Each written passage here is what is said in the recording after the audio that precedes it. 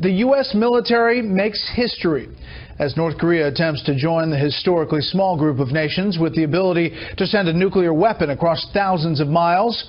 An American interceptor missile successfully destroyed an intercontinental ballistic missile today in what could be a dress rehearsal for a North Korean attack on the U.S. West Coast or other U.S. territory. Senior U.S. commanders say this test was long planned, but it clearly sends a message that the U.S. is stepping up efforts to defend the U.S. homeland from threats like North Korea. The interceptor missile left a contrail in the sky as it blasted off from Vandenberg Air Force Base in California. Its target, a mock intercontinental ballistic missile, had launched minutes earlier from the Kwajalein Atoll in the Pacific.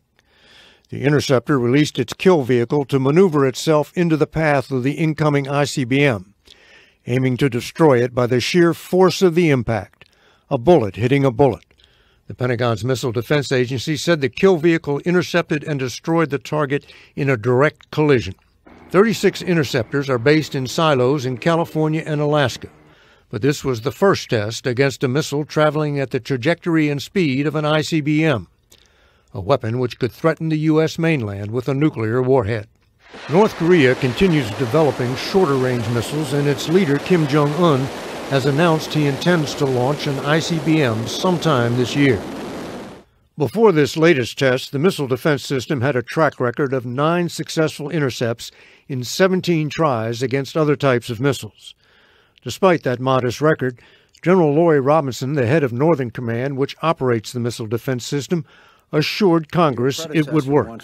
I am extremely confident of our capability to defend the United States of America and be able to intercept an ICBM should it reach our homeland. If it were the real thing, the U.S. would launch multiple interceptors against an incoming ICBM, so if one missed, the second or third might hit it.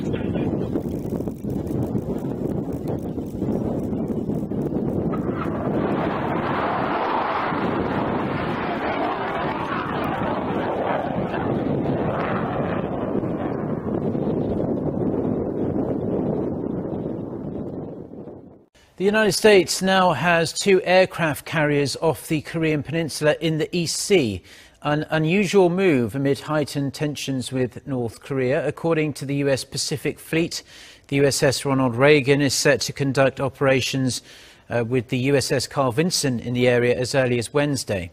The Ronald Reagan has been undergoing months of maintenance work docked at its home port of Yokosuka in Japan, with the Carl Vinson deployed in early January to cover for it. The Vinson is scheduled to return to its home port of San Diego in June.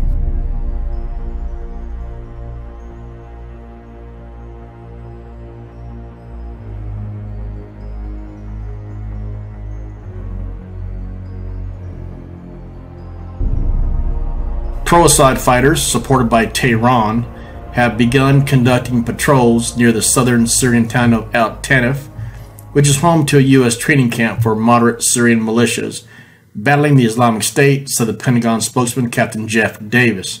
American commanders and their Russian counterparts deployed to Syria in support of the Assad regime have designated Al-Tanif and the surrounding areas as a deconfliction zone. So Hezbollah would be outside the coalition areas, with the part of the deconfliction zone. So they'd be in the right. So if they get attacked by the U.S. coalition forces, according to the Russians, they'd be in the rights. So we'll see what happens.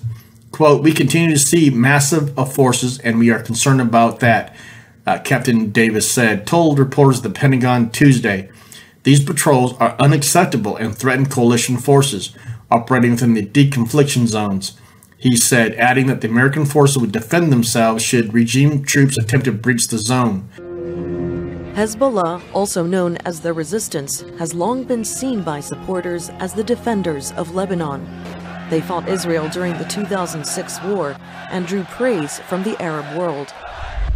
But Hezbollah's entry into the Syrian conflict marked a radical shift.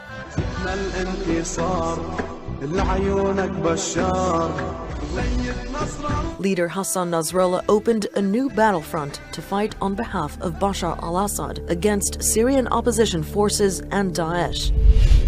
That cemented an allegiance to Iran as the supreme Shia power and Hezbollah's financial lifeline. Many Gulf states now blame the group for stoking sectarian divides. Last year, the Saudi-led Arab League designated Hezbollah a terror organization. Since 2012, when Hezbollah fighters first began crossing the border from Lebanon to fight in villages in Syria, the group has emerged as a major player in the war.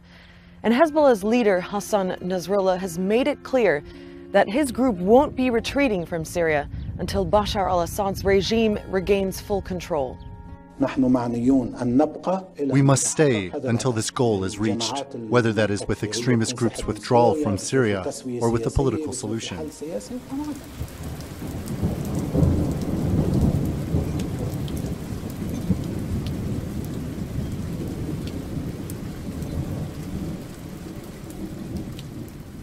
Террористы обнаруживают себя, разведка по спутниковым системам навигации передает точные координаты боевиков. Эти данные получают дежурящие в небе самолеты ВКС России. Бомбардировщики наносят удары. Если же цель движущаяся, как сегодня, были уничтожены 32 пикапа с установленными на них пулеметами, то наведение на нее корректируют в реальном времени. И чтобы это сделать, зачастую приходится не просто обнаружить себя и свое укрытие, но и вступить в бой с боевиками. Группа пехоты. Азимут. 99. Кадры, сделанные сквозь прицел снайперских винтовок и приборы ночного видения. Можно рассмотреть, как бойцы ликвидируют рассредоточенные после удара авиации группы террористов. Вот один из боевиков появляется в проеме окна, пытается выстрелить. И в это же мгновение падает, пораженный огнем нашего снайпера.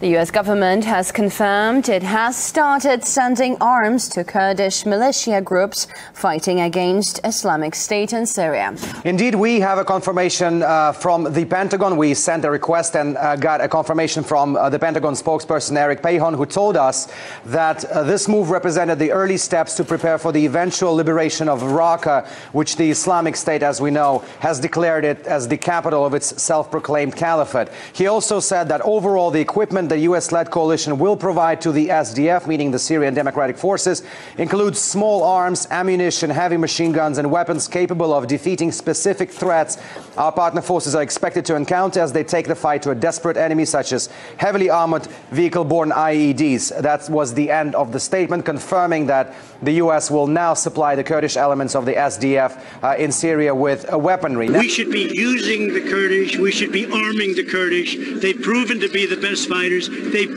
really proven to be the most loyal to us, and we should be working with them much more so than we're working. German lawmakers have been denied permission to visit their own troops stationed at the Incirlik air base in Turkey. The Turkish foreign minister gave a statement explaining this move. We see that Germany supports everything that is against Turkey. Under these circumstances, it is not possible for us to open Incirlik to German lawmakers right now. If they take positive steps in the future, we can reconsider. And Angela Merkel was quick to react with a statement that Germany will be looking for alternatives. Let's take a look. It is unfortunate and we have to make it clear by various channels. We will continue the dialogue, but at the same time we will be looking at the alternative to Incirlik. One possible alternative among others is Jordan. Confusion surrounds the arrest in Germany of a 17-year-old man alleged to have been planning a suicide attack in Berlin. Germany's Interior Ministry says the suspect is from Syria, but local arresting police in the Uckermark region, northeast of the capital, say they've not yet found evidence he was plotting to carry out an atrocity. We don't know where the man originates from. He could be Syrian, but he could also come from Maghreb, Africa. What we do know is that he apparently illegally came to Germany in autumn 2015, and since autumn 2016 he's made Uckermark his home. Lebt seit Herbst 2016 in diesem Heim in der Uckermark. Memories are still fresh in Germany of the Berlin Christmas market attack last December, in which 12 people were killed by failed asylum seeker Anis Amri, who had pledged his allegiance to the self-styled Islamic State.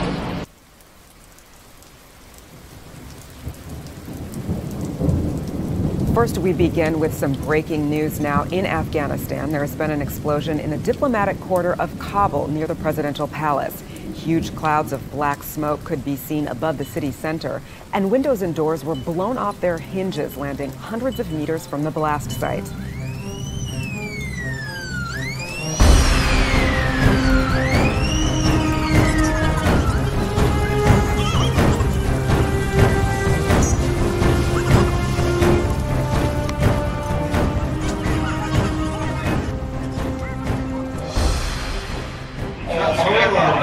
The moment a car bomb explodes outside a packed ice cream parlor in Baghdad. At least 13 people have died, many more are injured. So-called Islamic State has claimed responsibility, saying the attack targeted a gathering of Shiites. Some reports say a suicide bomber was in the vehicle. It happened in a mainly Shiite district of the Iraqi capital, where families had gathered after sundown to break their fast during Islam's holy month of Ramadan. Amid the panic and confusion afterwards, reports spoke of a young girl with a bow in her hair wandering the scene looking dazed. It's another sign of the Sunni extremist group's determination to spread terror, despite coming under increasing pressure, notably in Mosul. A deadline for FARC rebels in Colombia to hand over weapons as part of the country's historic peace accord has been extended. May 30 was the original date, but the government and the Revolutionary Armed Forces of Colombia have agreed that guerrilla fighters will have a further 20 days to surrender weapons to UN observers. The president says this change in date does not affect in any way the firm decision and the clear commitment from the government and the FARC to honor our accord. The international mechanism to monitor and verify will continue to exert its role until we certify that the last of FARC weapons have been turned over and removed from our national territory. Various logistical problems have slowed down the FARC demobilization process, which came into force after last year's peace accord put an end to more than 50 years of conflict. A new United Nations report claims a fresh wave of human rights violations in Central African Republic may amount to war crimes. Investigators who've highlighted abuses over a 12-year period say the country is still being terrorized by armed groups and now risks descending into a repeat of the sectarian violence that left thousands dead between 2013 and 2015. But those who have committed these awful acts during that period, some of them are continuing to do it, that's for sure. But so even if the acts that they're committing now are not in this report, we are still continuing to document them. We're still watching very, very carefully what they're doing, and what they are doing is being recorded. The International Criminal Court is already examining abuses dating back to 2003 in Central African Republic. Violence exploded in 2013 when mostly Muslim rebels from the Salaka coalition wreaked havoc in the capital until the group's leader stepped down from power. At his briefing today, Sean Spicer insisted the president and German Chancellor Angela Merkel get along very well. But the two leaders themselves aren't exactly saying that. Deborah Pata has more on the fraying U.S.-German alliance. It was all washed down with a glass of local beer, but that did little to take the sting out of the situation. German Chancellor Angela Merkel warned that Europe must take its fate into its own hands. The time when we could depend on others, she said, is over. And by others, she meant the United States. President Donald Trump didn't miss her meaning and hit back on Twitter, threatening a trade war. We have a massive trade deficit with Germany, he tweeted. Very bad for the US. This will change. Merkel isn't backing down, and today she said that while relations with the US are important, it may not be the reliable partner it once was. Her comments come days after Mr. Trump accused Germany of shirking its NATO responsibilities and threatened to withdraw from the Paris Accords to fight climate change, something Germany has championed. Now, the German foreign minister has accused U.S. President Donald Trump of weakening the West with his, quote, short-sighted policies. When the United States, at least in the official government politics, find the enforcement of national interests bigger than an international system which is bigger than the sum of the national interests, and when it is a land that goes first to a country where the human rights are being violated but doesn't say a word about that, and it closes a weapon deal worth of billions, when it is a land that doubts that there are people today who worry about climate change or even die because of it, then I say that the West has become smaller. Gabriel also criticized the U.S. government for standing against, quote, the interests of the European Union. The volley of criticism came just days after Trump signed a $110 billion arms deal with Saudi Arabia while refusing to sign up to upholding the 2015 Paris Climate Accord.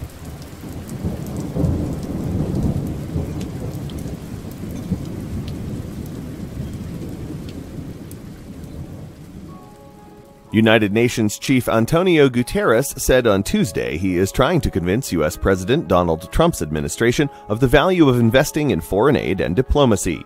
Guterres warned that if Washington pulled back as a global leader, other states would step up. Trump has proposed cutting U.S. diplomacy and aid budgets nearly $19 billion. This includes cutting some $1 billion from UN peacekeeping funding and a steep cut to funding for international organizations. Congress sets the federal government budget, and Republicans who control both houses and Democrats have said they do not support such drastic cuts. Guterres also said if a power like the United States pulled back from a global leadership role, others could fill the void, which could create problems for America's internal security.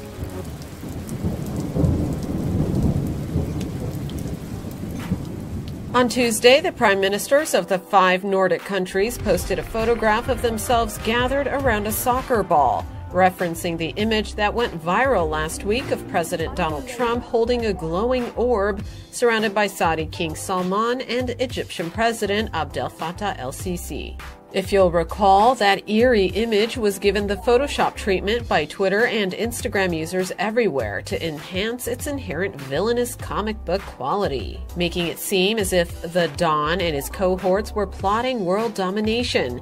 And now, after meeting in Bergen, Norway, to discuss cooperation among their countries, the Danish, Finnish, Icelandic, Norwegian, and Swedish PMs are giving the image another go-round, posting their parody to social media with the caption, "Who rules the world?"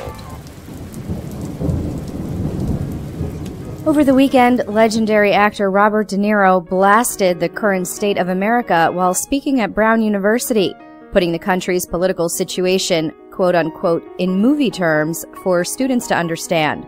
De Niro, an outspoken critic of President Trump, said, "When you started school, the country was an inspiring, uplifting drama. You are graduating into a tragic, dumbass comedy." The 73-year-old actor, who received an honorary degree from the school as part of the graduation ceremony, went on to say, "My advice is to lock the Van Wickle gates and stay here. But if you do leave, work for change. Work to stop the insanity. Start now so the class of 2018 will graduate into a better world." Comedian Kathy Griffin doesn't have many people laughing with her latest stunt. We want to warn you, even though we've blurred the image you're about to see, it still may be disturbing to some of you. You'll see the photo. It shows a stone-faced Griffin staring forward into the lens of the camera, holding up a blood-spattered head of a Trump dummy. The comedian told a reporter that the picture is just art, but others online weren't finding anything funny or artistic about it, and even tweeted at the U.S. Secret Service to get involved. Well, the Secret Service is now involved in tweeting out on it. At Secret Service has a robust protective intelligence division that monitors open source reporting and social media to evaluate threats. Griffin took to social media herself, tweeting out, "Obviously, I do not condone any violence by my fans or others to anyone ever. I'm merely mocking the mocker-in-chief." Over in the U.S., protesters will gather in Washington, D.C. and 135 other cities to demand an independent commission investigate suspected ties between President Trump's campaign and Russia. The March for Truth will involve many groups that have staged numerous rallies against Mr. Trump since his inauguration, which included the Women's March, the Tax March and the March for Science. The upcoming demonstration will also demand the president release his tax returns. President Trump denies allegations his campaign colluded with Moscow to tip the presidential election in his favor. More than 500,000 people in Sri Lanka have been displaced by devastating floods following several days of torrential rain. At least 180 people have died, and search and rescue teams are looking for more than 100 who are missing. While the streets of Colombo are underwater, towns and villages on the Indian Ocean island have suffered landslides. In Ratnapura, 70 kilometers from the capital, more than 70 have been killed and the numbers are still rising. The waters have receded, but the mud has done untold damage. We're used to rains and flooding in our area, but this year it's been unusual, he says. We've never experienced such floods in 70 years in this village. At least 5 dead and nearly 1 million evacuated in Bangladesh after tropical cyclone Mora made landfall right around Cox's Bazar, which is the video you're looking at. It happened early Tuesday morning, and the threat continues. A lot of exposed coastline right around the Bangladesh area, and the low-lying areas, that's where we're expecting to still see extreme storm surge likely in the next hours and the coming days. Check out this hail in Pennsylvania. Yeah, it's small, but it's plentiful. A lot of these tiny hailstones. And you know what? We've got more severe weather on the way. This risk is going to stretch across central Pennsylvania, stretching into upstate New York. This is through tonight.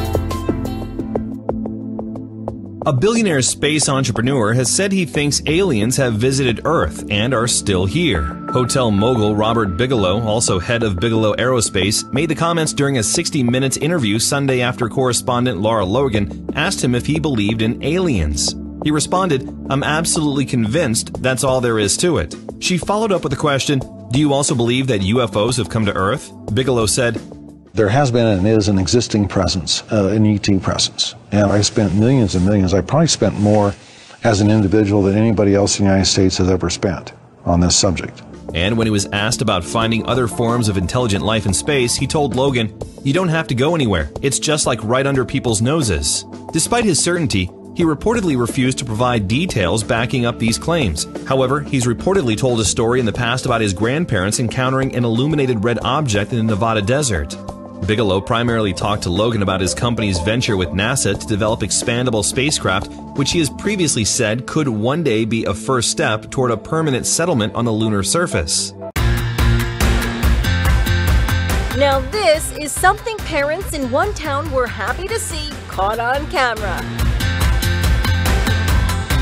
Check out these second graders one by one saying goodbye to their Georgia school's security officer. The kids all hug him as they head off for the summer. Their adieus certainly from the heart. Now it just needs a song and dance to go with it, like in The Sound of Music. So long, farewell, I'll be to saying adieu. Adieu, adieu, to you and you and you.